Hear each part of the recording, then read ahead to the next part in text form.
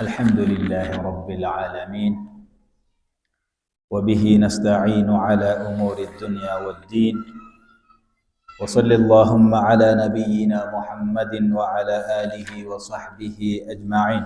Tukiendelea na darsa yetu ya usulu thalatha, leo tunaingia kwenye kitabu yetu al-usulu thalatha. Tulisema Sheikh rahimahullahu ta'ala alianza kwa bismillahir rahmanir rahim. Sheikh akasema rahimahullahu ta'ala, i'lam rahimakallahu, i'lam. Sheikh akasema jua, rahimakallahu, Allah akuhurumie, yani afadha alayka min rahmatihi allati tahsilu biha ala matlubik وتنجو من محظورك، فالمعنى غفر الله لك ما مضى من ذنوبك. Sheikh alisema i'lam, fahamu wewe Muislamu, rahimakallahu, Allah akurehemu, yani Allah akupatie huruma yako ili upate kufikia malengo yake ama malengo yako. Au akasema rahimakallahu, yani Allah subhanahu wa ta'ala ghafara Allahu laka ma madha min dhunubik wa wafaqaka wa asamaka fima yastaqbilu minha. Allah akusamehe yale yaliyopita huko nyuma, na Allah aweze kukuelekeza katika njia nzuri kwa yale ambayo yako mbele yako. Hii ndio maana ya Sheikh kusema rahimakallah, asema Allah akuhurumie. Annahu yajibu alaina taallumi arba'a masail, asema hakika ni lazima kwetu sisi Waislamu kujua mambo manne. Yajibu alaina taallumu arba'a masail. Hadhihi almasail alarba'a التي ذكرها الشيخ رحمه الله تعالى تشمل الدين كله. Hii mambo manne ambayo Sheikh anasema ni lazima kwa kila Muislamu kuijua, inakuwa ni yenye kukusanya dini yote, yani ni mambo muhimu ambayo imekusanywa katika dini hii ya Mwenyezi Mungu Subhanahu wa Ta'ala. Naam, arba'u masail. Kwa hivyo Sheikh atakwenda kutaja mambo manne ambayo ni lazima kwa kila Muislamu kuweza kujua hayo mambo manne. Akasema jambo la kwanza, al-ula, asema jambo la kwanza al-ilmu, ni ilmu. Jambo la kwanza ambayo ni lazima juu ya Muislamu ni ilmu. Ilmu ni nini? Ilmu imegawanyika mara mbili. Kuna ilmu daruri wa ilmu nadhri. Ilmu daruri ni ilmu ambaye mtu anajua kwacho mambo ya kawaida, kama vile ilmu ya dharura, kama vile mtu anajua kwamba hii moto inachoma. Ukishajua moto inachoma, hiyo tunaita ilmu ad-daruri, ni elimu ya kidharura, lazima kila mmoja anajua. Ni ilmu ya kujua mambo ya kawaida ambayo yanadhuru, alafu unakuwa ni mwenye kuepuka. Jambo la pili au aina ya pili ya ilmu ambayo ni aina ya lazima kujua, wa huwa ilmu nadhri. Ni ilmu nadhri, ay ma yahtaju ila nadhrin wa istidlalin. Hii ni ilmu ambayo unafaa kujua kwa dalili. Mathalan, al-ilmu bi anna an-niyyata, ay al-ilmu bi wujubi an-niyya, kama vile kujua ulazima wa niyya. Katika darsa yetu ya alasiri jana tuliambiwa an-niyatu huwa, tuliambiwa kwamba nia ni kutofautisha al-ada, huwa taghyiru al-ada. Muliambiwa mtatofautisha ada na ibada, huwa taghyiru baina al-adati wal-ibada, inakuwa ni yenye kutofautisha kati ya ibada na ada. Sasa ilmu an-nadhri huwa ilmu al-istidlal, ni ilmu ambayo lazima ujue kwa dalili, kama vile kwamba kuweka nia katika swala, kuweka nia katika saum ni wajib min wajibatihi. Hii tunaita ilmu nadhri. Kwa hivyo ilmu iliyogawanyika mara hiyo mbili. Sheikh anasema al-ula al-ilmu, jambo la kwanza kujua ni elimu, wa huwa ma'rifatullah. Ilmu inayozungumziwa ni kumjua Mwenyezi Mungu Subhanahu wa Ta'ala. Naam, ma'rifatullah ay ma'rifatullahi bilqalbi ma'rifatan taltazimu qubulu ma shara'ahu wal idh'anu wal inqiyadu lahu. Yani ni kumjua Mwenyezi Mungu Subhanahu wa Ta'ala kwa sifa zake na kwa dhati yake Mwenyezi Mungu Tabaraka wa Ta'ala. Naam, kumjua Allah Subhanahu wa Ta'ala. Aya zilizokuja kuhusiana na hili ni aya mingi ambayo inazungumzia wal idh'an wal inqiyadu lahu wa tahkimi shari'atihi allati jaa biha Muhammadun sallallahu alayhi wasallam. Na pia kumjua Mwenyezi Mungu katika elimu ni kumjua Mwenyezi Mungu kwa dhati yake na sifa yake, na kuhukumu juu ya yale ambayo Allah ameteremsha, ambayo amemteremshiwa Mtume Muhammad sallallahu alayhi wasallam. Naam, aya zilizoelezea mingi katika aya ya Mwenyezi Mungu Tabaraka wa Taala, na iko sunna mingi ambazo zimeelezea kuhusiana na kumjua Mwenyezi Mungu Subhanahu wa Ta'ala, kama vile Allah anasema katika Dhariyat, wa fil ardi ayatun lilmuqinin wa fi anfusikum ish afala tubsirun. Allah anasema wa fil ardi ayatun, na katika ardhi hii ziko aya lilmuqinina, kwa wale ambaye wanataka kuwa na yaqini juu ya kumjua Mwenyezi Mungu Tabaraka wa Taala. Wa fil ardi aya, katika ardhi iko alama ambazo unafaa kumjua nazo Allah Subhanahu wa Taala. Lakini sio tu katika ardhi, Allah anasema wa fi anfusikum, na kutokana na nafsi zenu, afala tubsiruna, basi hamuoni. Allah aliwaumba vipi? Yani namna alivyokuumba Allah Tabaraka wa Taala. Anasema mmoja katika duat, anasema mwanadamu hata hawezi describe nafsi yake. Mwanadamu hawezi elezea hata yeye mwenyewe yuko vipi.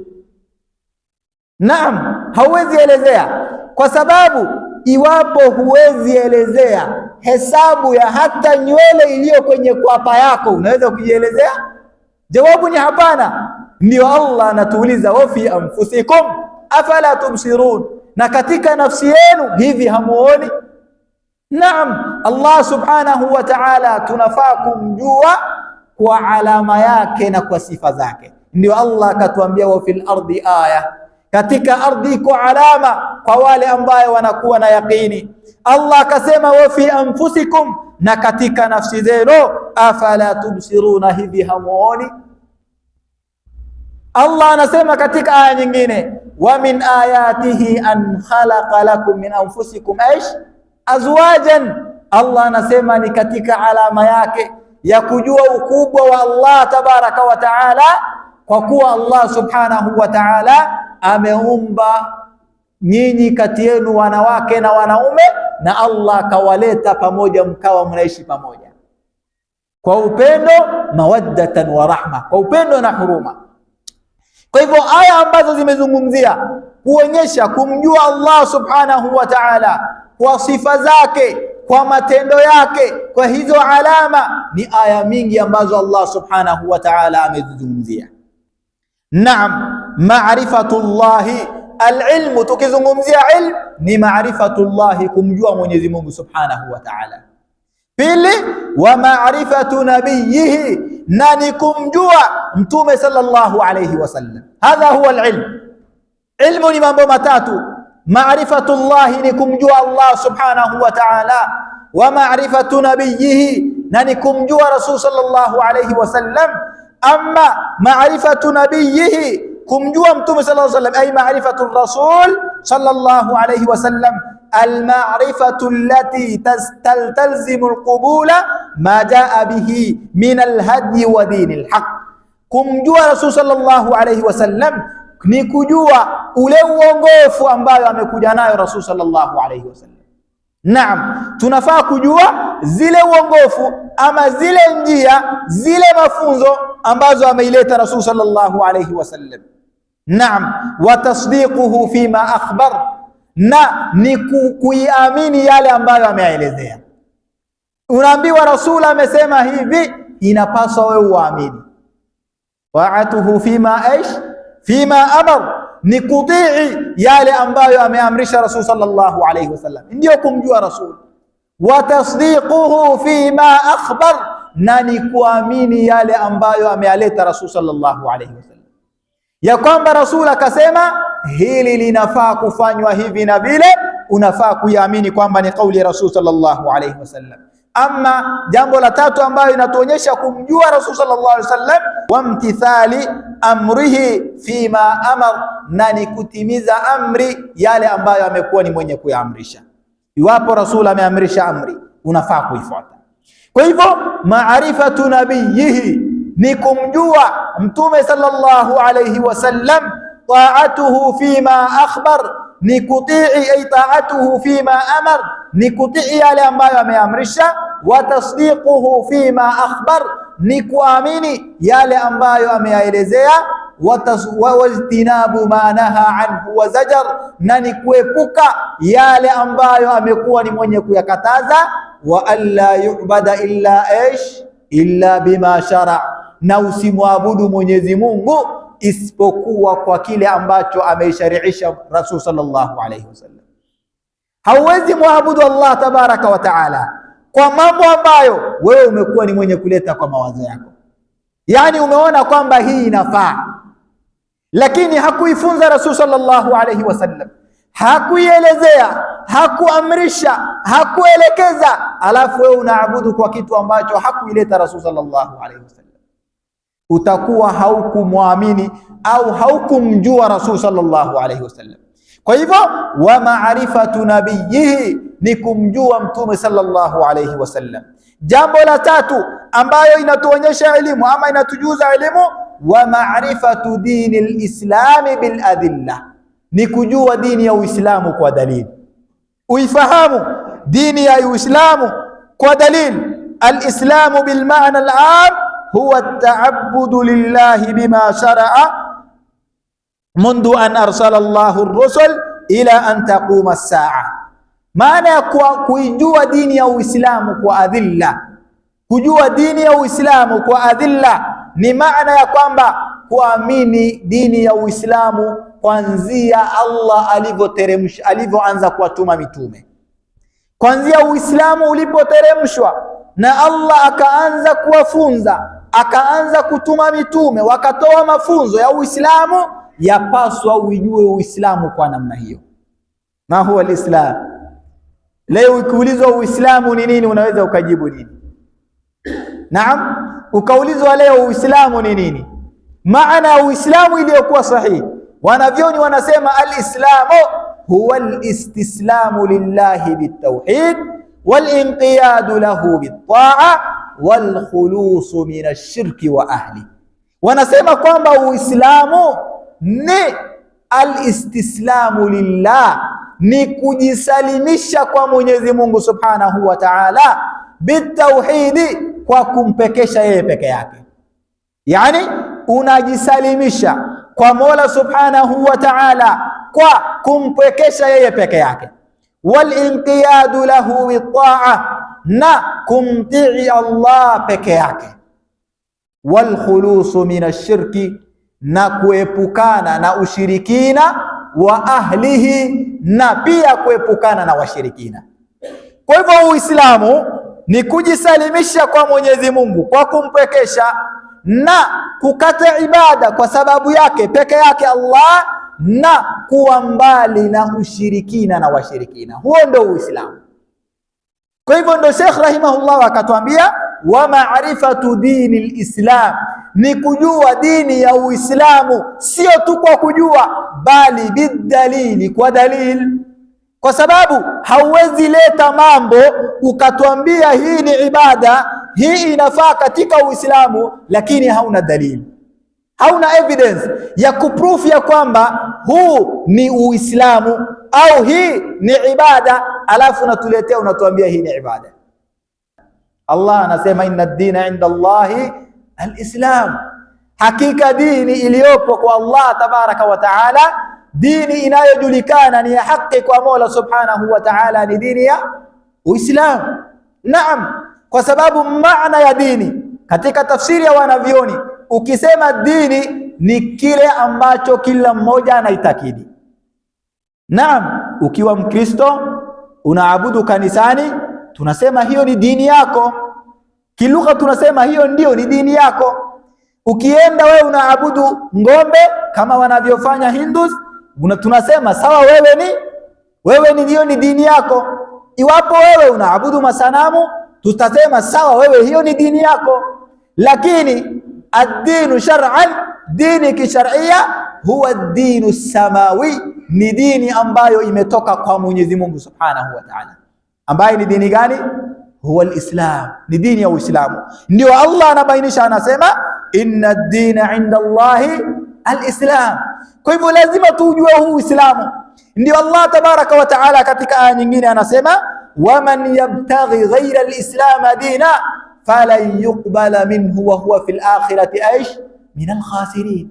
Allah anasema waman yabtaghi ghayra al-islam dina, yule ambaye ataitafuta dini isiyokuwa ya Uislamu, falan yuqbala minhu, hatokubaliwa dini yake. Kutuonyesha kwamba iko dini zingine ambayo watu wanatafuta kinyume na Uislamu. Ndio Allah akasema waman yabtaghi ghayra al-islam dina, yule atakayetafuta dini isiyokuwa ya Kiislamu, kumaanisha kuna dini zingine ambazo zipo, falan yuqbala min, Allah anasema hatokuwa ni mwenye kukubaliwa hiyo dini yake, haitokuwa ni sahihi itikadi aliyoko juu yake, wa huwa fil akhirati min al-khasirin.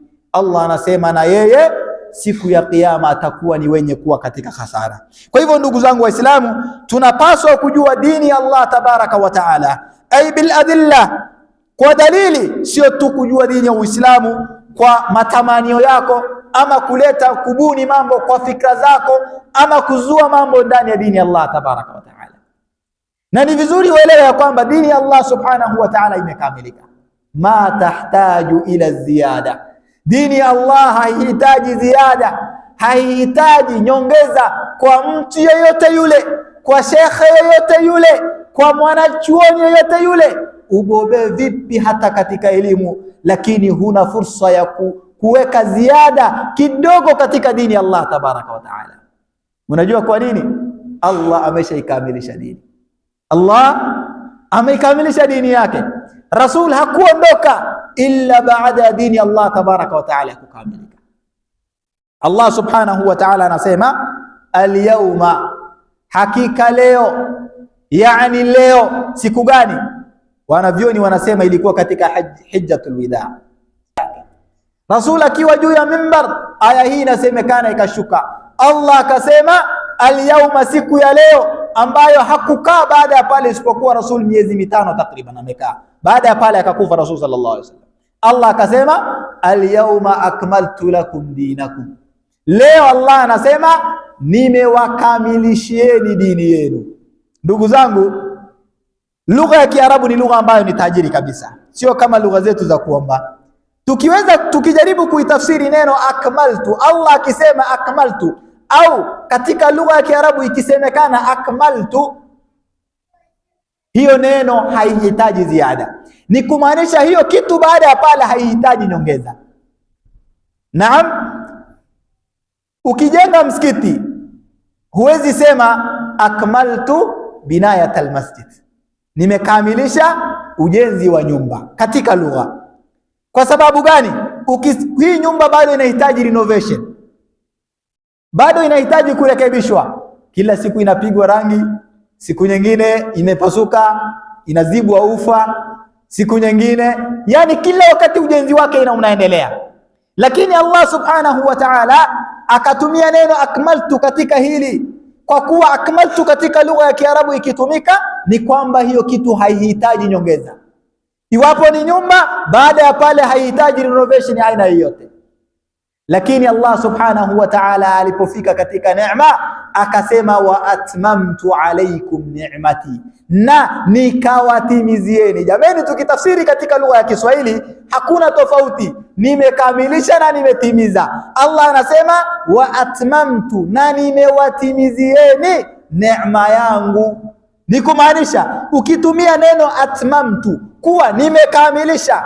Naam, mfano umesema atmamtu binayat almasjid, nimetimiza ujenzi wa msikiti. Naam, hiyo inakubalika kilugha, kwa sababu hiyo msikiti bado itahitaji renovation. Lakini ukisema akmaltu, tutasema ni makosa, kwa sababu neno akmaltu ikitumika haikui neno baada yake.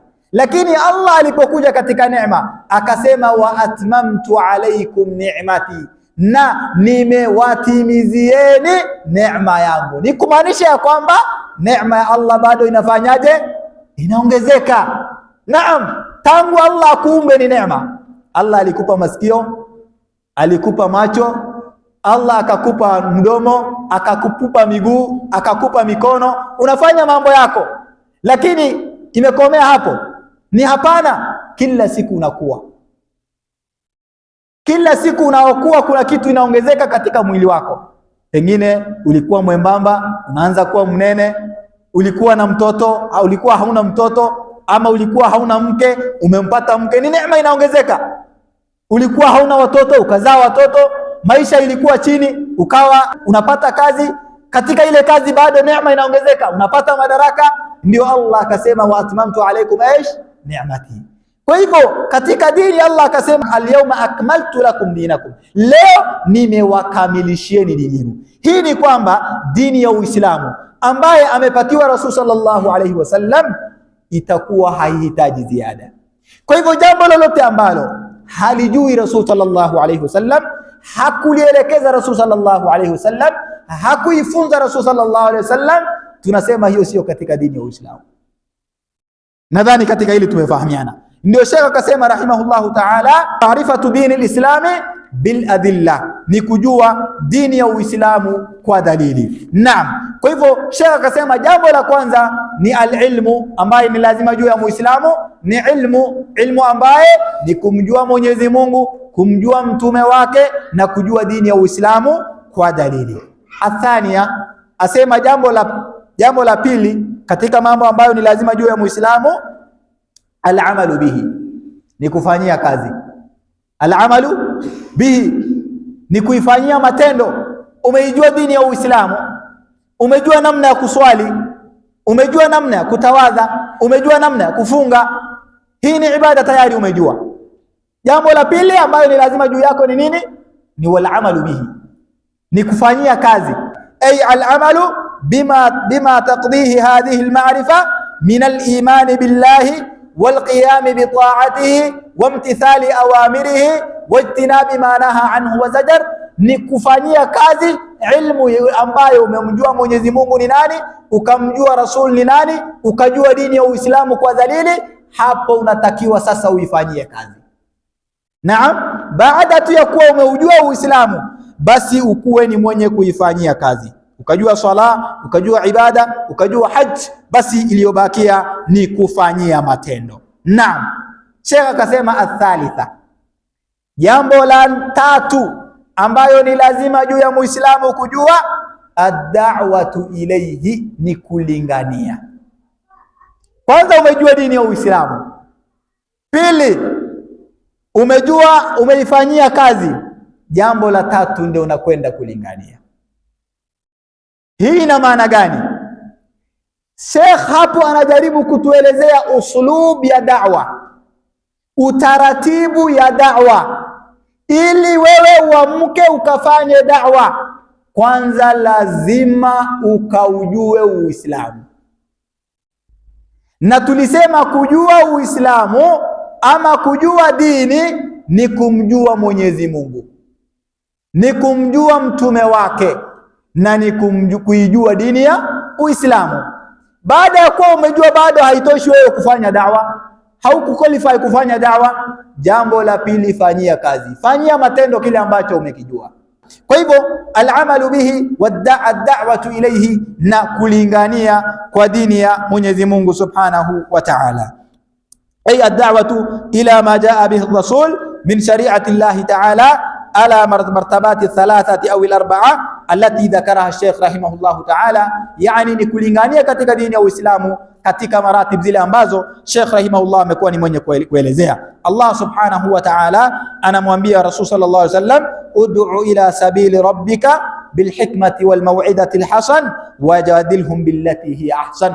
Allah anamwambia ewe Rasul, ud'u ila sabili rabbika, lingania kwa njia ya Mola wako, bilhikmati, kwa hikma, maw'idati alhasan, na kwa mawaidha yaliyokuwa nzuri, wajadilhum, na ukijadiliana na wasiokuwa Waislamu, billati hiya ahsan, basi jadiliana na wao kwa jambo ambalo lilikuwa bora.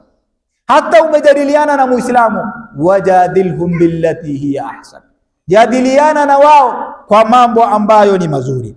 Kwa hivyo ndugu zanguni, yatakiwa kuzingatia hizi maratib ya kwamba baada ya kujua elimu, baada ya kujua Uislamu, baada ya kumjua Allah, baada ya kumjua Rasul, unafanyia matendo kwanza wewe mwenyewe. Baada ya pale ndio unalingania kwacho. Ndio Rasul sallallahu alayhi wasallam akasema akiwa katika hijjatul wida, liyablugha shahidu minkum alghaib, afikishie yule ambaye yuko hapa, afikishie wale ambaye hawakuwepo.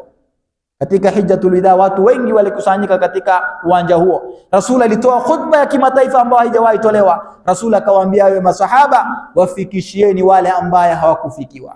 Allah Subhanahu wa Ta'ala anasema, wala tujadilu ahla alkitabi illa billati hiya ahsan illa alladhina dhalamu minhum. Allah anasema msijadiliane na watu wa ahlul kitab isipokuwa kwa yale ambayo ni mazuri. Yani hawa Kristo tusijadiliane na wao isipokuwa kwa kile ambacho ni kizuri. Ambacho ni kizuri ni gani? Ni kukutumia kitabu ya Allah tabaraka wa taala, ni kuwalingania kwa kutumia kitabu ya Mwenyezi Mungu Subhanahu wa Ta'ala. Na ninaomba tufahamu ya kwamba baada ya Allah kumtuma Rasul sallallahu alayhi wasallam, hakuna dini ambayo au hakuna hukumu ambayo, hakuna kitabu yoyote ambayo itakuwa ni yenye kufanya kazi baada ya kitabu ya Qur'an. Ni kumaanisha baada ya kukuja Qur'an, Taurat imekuwa fasikh, yani imefutwa, imeondolewa.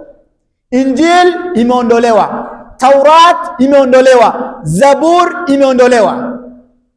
Utakuta wako na vitabu watakwambia hii ni kumbukumbu la Taurati, hii ni Zaburi, hii ni Taurati, au hii ni Injili, hii sijui ni nini. Kwa jina wakakusanya, wanasema aje? Wanakwambia hii ni nini? Hii ni Bible, si ndio? Haufai kuamini Bible kama kitabu ya Allah. Hufai kuiamini kitabu cha Biblia kama kitabu ya Mwenyezi Mungu.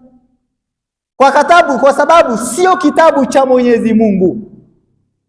Katika hizo vitabu zilizokusanywa, sijui sura 70 na ngapi, sijui 72, sijui zingine 62 au 68, katika hizo vitabu kuna kitabu moja ambayo inafahamika kama Luka. Katika kitabu hiyo ya Luka, huyu mtu anaitwa Luka. Luka ni jina ya mtu. Huyu mtu anaitwa Luka. Hebu fungua katika hiyo Biblia, ukiwa na Biblia nyumbani ama uko naye ndani ya simu yako, hebu angalia Luka sura ya 1 mistari ya kwanza. Huyu Luka anasema, mstari ya kwanza na ya pili, huyu Luka anasema ya kwamba kwa kuwa watu wa kale wamefanya uvumbuzi wao wenyewe, sasa anasema na mimi nikaamua kutafuta kuhusu habari ya kale ili nipate kuyaandika haya kwa ajili ya watu kwa namna waliofanya wale watu wa kale. Anasema ya kwamba hii ni maneno ya kiroho, ujue. Unaambiwa hii ni aya ya Mungu Anasema Luka kwamba mimi nimekusanya kama vile walivyokusanya wengine. Mimi nilifanya uvumbuzi kama walivyofanya wengine. Ukifuatilia story ya Luka inasemekana hakuwa anaamini kuwepo kwa Mungu. Alikuwa ni daktari wa kienyeji, daktari wa mitishamba, lakini yeye katika imani yake haamini kwamba kuna Mungu. eti kuna Mungu. Luka haamini katika hilo.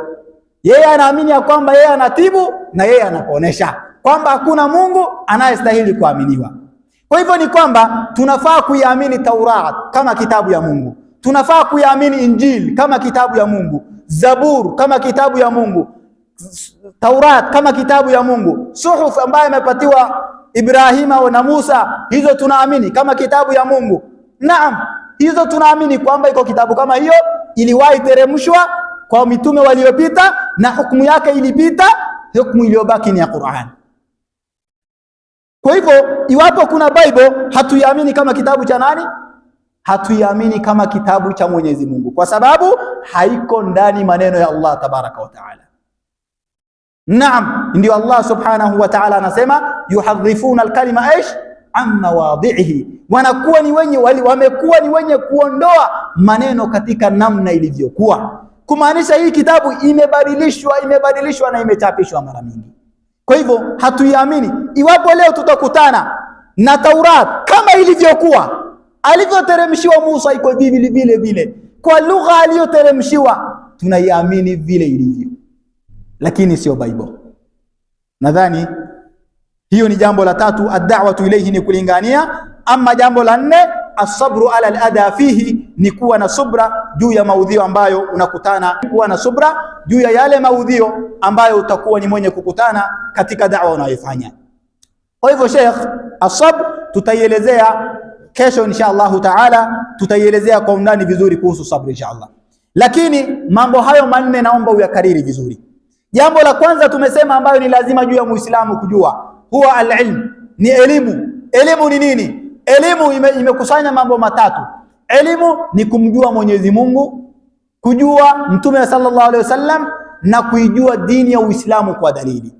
Hiyo ndio elimu. Jambo la pili ambalo ni lazima juu ya Muislamu kujua, taamalu bihi, kufanyia kazi hilo jambo, hilo elimu yenyewe. Elimu umeshaijua, jambo la pili unafanyia kazi. Jambo la tatu, ad-da'watu ilayhi, ni kulingania elimu uliyoijua. Elimu umeijua ukaifanyia kazi, alafu unafanyaje? Unalingania. Ama jambo la nne ambayo ni juu ya Muislamu kujua, ni kuwa na subra juu ya yale ambayo unakutana nayo katika da'wa, ambayo tutaenda kuifafanua kesho, na hiyo na mengine insha Allah taala. Allah tujalie min alladhina yastami'una alqawla fayattabi'una ahsana. Wassalamu alaykum wal afwa minkum.